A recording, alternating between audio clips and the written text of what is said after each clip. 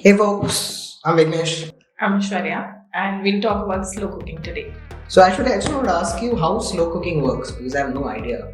Alright. So basically, slow cooking is about cooking any ingredient at really low temperatures. By really low, I mean 93 degrees Celsius. Okay. So what the aim is that we preserve nutrients as much as possible, while also resulting in a really tasty recipe.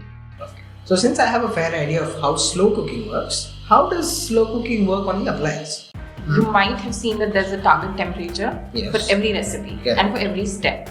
What this ensures is that all the ingredients are using really low heat, but for a long time, which again ensures that all the nutrients are trapped in, right?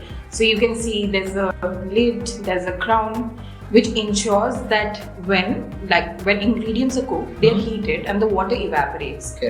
If you're cooking in a kadai and you don't have the lid on, those nutrients will evaporate with water. But here, because there's a lid and the crown, it ensures that all the nutrients are back in the jar, like they fall down along with the water vapor, and they're locked in the ingredients that we're cooking with. So in a way, we're actually trying to capture back the nutrients that are actually lost without maybe a lid or a cover over it. Right. So if you're cooking at home, usually this happens that like whoever's cooking at home, you might have seen that if they're cooking, so they either use pressure cooker or they might use a kadai or a wok to cook things.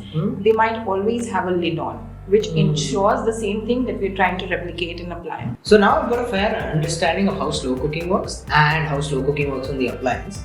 So is it fair for me to assume meats in general require slow cooking for like best flavor and stuff like that? Yeah, absolutely.